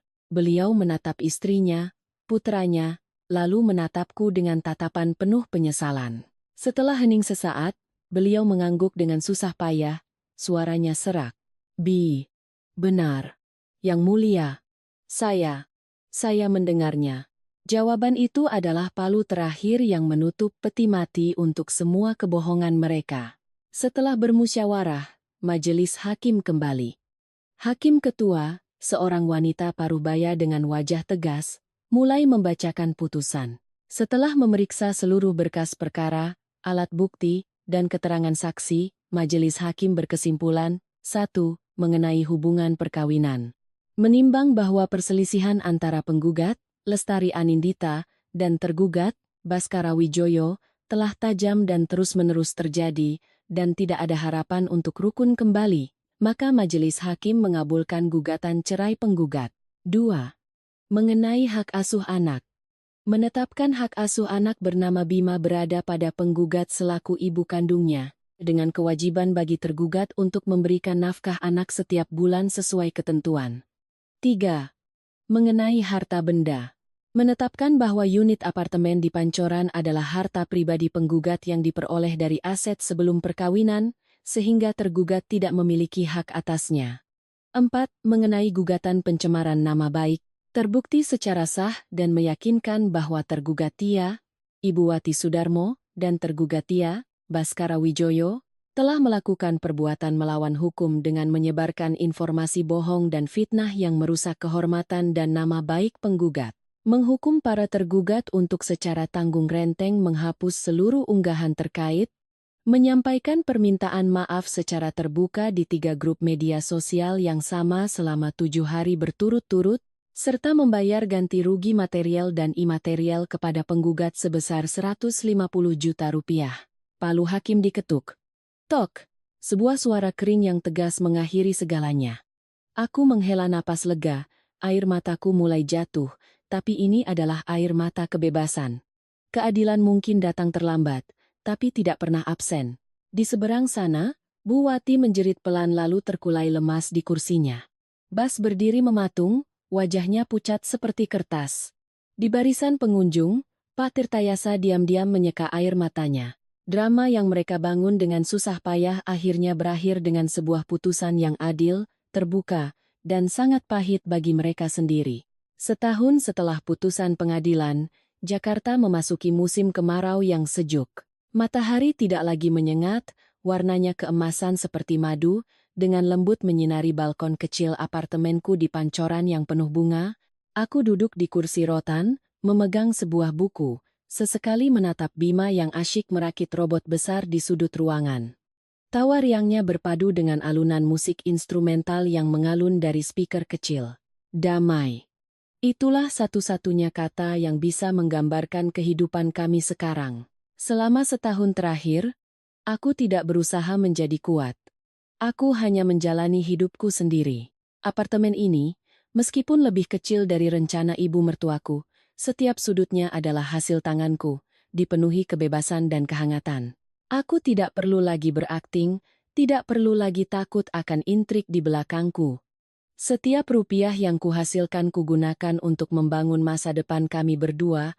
Di kantor, setelah semuanya jelas, aku tidak hanya tidak terkena dampak buruk, tetapi justru mendapat rasa hormat dari rekan kerja dan kepercayaan penuh dari atasan. Beberapa bulan yang lalu, aku dipromosikan menjadi kepala tim analis, sebuah pencapaian yang pantas untuk kerja kerasku. Aku tidak mencari cinta yang baru. Hatiku butuh waktu untuk pulih. Kebahagiaanku sekarang sederhana. Melihat putraku tumbuh sehat, bebas melakukan apa yang kusuka, dan merasakan kedamaian di rumahku sendiri. Luka dari pernikahan lamaku masih ada, tapi tidak lagi terasa sakit. Ia menjadi pelajaran, pengingat akan nilai harga diri dan kekuatan kemandirian. Kadang-kadang, berita tentang keluarga mantan suamiku sampai juga ke telingaku, bukan karena ku cari, tapi karena ganjaran atas perbuatan mereka terlalu ramai dibicarakan. Pertama, soal pelaksanaan putusan. Awalnya, Bu Wati dan Bas menolak keras untuk mengunggah permintaan maaf. Tetapi ketika jurusita datang dengan surat peringatan penyitaan aset, barulah mereka takut dan melaksanakannya. Permintaan maaf publik itu menjadi bahan perbincangan hangat di 3 grup besar tersebut. Kebenaran terungkap, lumpur yang mereka ciptakan menenggelamkan diri mereka sendiri, reputasi yang dibangun Bu Wati seumur hidupnya hancur dalam semalam. Para tetangga di lingkungan lama mulai memandang mereka dengan aneh. Gosip di belakang punggung mereka lebih tajam dari silet. Bu Wati tidak lagi berani pergi ke pasar atau bergosip dengan teman-temannya. Beliau praktis mengurung diri di rumah. Uang ganti rugi 150 juta adalah pukulan telak bagi keuangannya. Kudengar, untuk membayarku, beliau terpaksa menjual anting berlian dan gelang emas peninggalan orang tuanya. Kehilangan uang dan kehormatan, itulah harga termahal untuk keserakahan dan kejahatan. Bas bernasib lebih buruk. Skandal yang terbuka di pengadilan dan media sosial menghancurkan kariernya. Perusahaan lamanya memberhentikannya karena dianggap mencoreng nama baik perusahaan. Dengan catatan buruk seperti itu, tidak ada perusahaan yang layak mau menerimanya. Dari seorang kepala tim yang penuh gengsi, dia kini harus melakukan pekerjaan serabutan dengan pendapatan tidak menentu. Kehilangan istri, anak, dan karier. Dia hidup dalam rasa bersalah dan omelan setiap hari dari ibunya yang kini menjadi semakin pahit dan galak. Rumah yang dulu dibelanya mati-matian, kini telah menjadi neraka dunia baginya, sedangkan bapak mertuaku, Pak Tirta Yasa, memilih hukumannya sendiri. Tidak ada yang menyalahkannya, tapi setiap hari baginya adalah siksaan batin. Kadang-kadang, aku melihatnya berdiri di seberang jalan di depan gerbang sekolah Bima. Beliau hanya berdiri di sana, diam-diam menatap cucunya dari kejauhan, tidak berani mendekat. Matanya penuh penyesalan dan kerinduan yang tak terucap. Aku tahu beliau sedang membayar harga untuk dosa keheningannya. Sebuah hukuman nurani tanpa akhir. Aku menutup bukuku, melangkah ke balkon. Pot-pot mawar kecilku mulai berbunga. Aku menghirup napas dalam-dalam, merasakan kedamaian meresap ke dalam setiap sel tubuhku. Kisahku, pada akhirnya, bukanlah kisah tentang balas dendam. Balas dendam hanya memberikan kepuasan sesaat, bukan ketenangan jiwa. Ini adalah kisah tentang pembebasan diri. Aku pernah berpikir bahwa menjadi baik dan penurut adalah sifat termulia seorang wanita. Tapi hidup mengajarkanku bahwa kebaikan bukan berarti kelemahan. Menjadi penurut bukan berarti membiarkan orang lain menginjak-injak harga diri kita. Kebaikan hanya benar-benar berharga jika diiringi dengan kecerdasan dan harga diri. Kebaikan yang ditempatkan di tempat yang salah adalah kekejaman terhadap diri sendiri. Kita, para wanita, bisa mencintai, bisa berkorban, tapi jangan pernah melepaskan hak untuk menjadi diri sendiri dan hak untuk melindungi apa yang pantas kita dapatkan. Kemandirian finansial tidak hanya memberimu uang. Ia memberimu kepercayaan diri dan hak untuk memilih.